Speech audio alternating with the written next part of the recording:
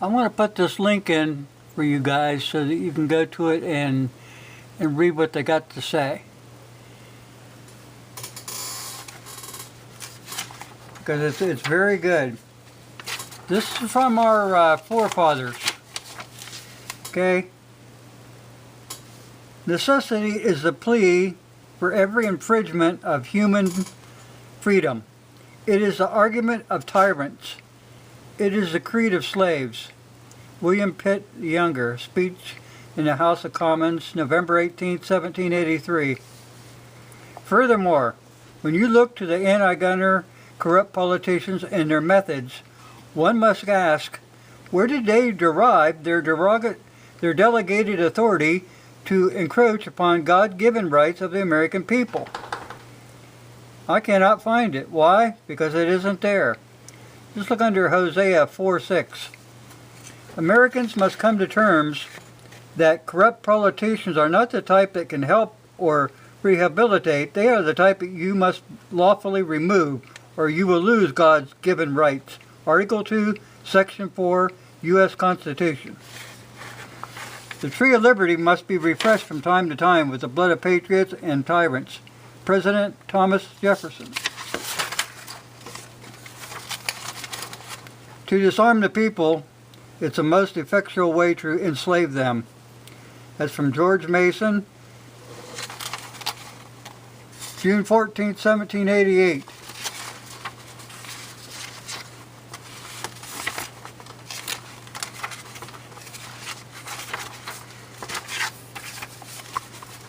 A free people ought to not only be armed, but disciplined. Disciplined means you've got to know your weapon. That's from George Washington's first annual address to both the House of Congress, January 8, 1790. No man shall ever be debarred from the use of arms. Thomas Jefferson, Virginia Constitution, Draft 1, 1776. What country can preserve its liberties if their rulers are not warned from time to time that the people preserve the spirit of resistance? Thomas Jefferson, December 20th, 1787. The Constitution of most states and those of the United States assert that all power is inherited in the people, and they may exercise it by themselves. It is their right and their duty to be at all times armed. Thomas Jefferson, June 1824.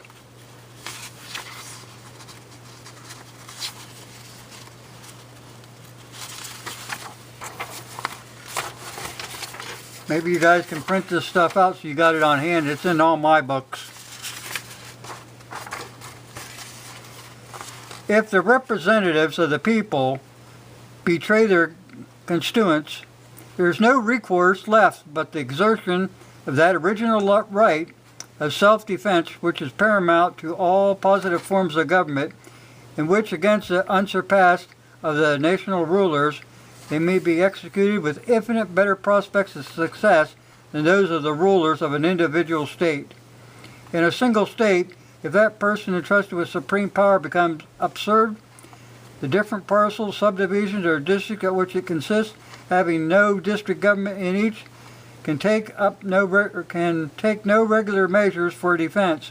The citizen must rush simultaneously to arms, without concert, without system, without resource, except for their courage and despair. Alexander Hamilton, The Federalist Papers, number 28. As civil rulers, not having their duty to the people before them, may attempt to tyrannize, they occasionally must be raised to our defense of our country, the people, the fellow citizens, the people confirmed by the article in their right to keep and bear arms, their private arms. Trench Coates, Philadelphia Federal Gazette, June 18, 1789. Guard with jealous attention the public liberty. Suspect anyone who approaches that jewel. Unfortunately, nothing will preserve it but downright force. Whenever you give up that force, you are ruined. The great object is that every man be armed. Everyone who is able might have a gun. Patrick Henry, before the Virginia Ratification Convention, June 5th, 1778. Which that means is you've got to jealously pay attention to the public liberty. You must guard the rights of the Constitution. Anybody who approaches that jewel, which is the Constitution, unfortunately nothing will preserve it but downright force. Remember that. The beauty of the Second Amendment is it will not be needed until they try to take it. No, these kind of people that are trying to take your firearms away and trying to take away all your rights, these kind of people are an infection that must be rooted out. And I mean they are an infection. You see how many come out of the woodwork? I mean it's mind-boggling. And we know that those kids made an impact on the people. It got the ball rolling, but it doesn't have the momentum. You've got to find out what the Constitution says. You've got to use this kind of stuff that's in this the Forefathers Face Off with Modern Politicians. You've got to print that out. You've got to read it. You've got to understand what it's trying to say.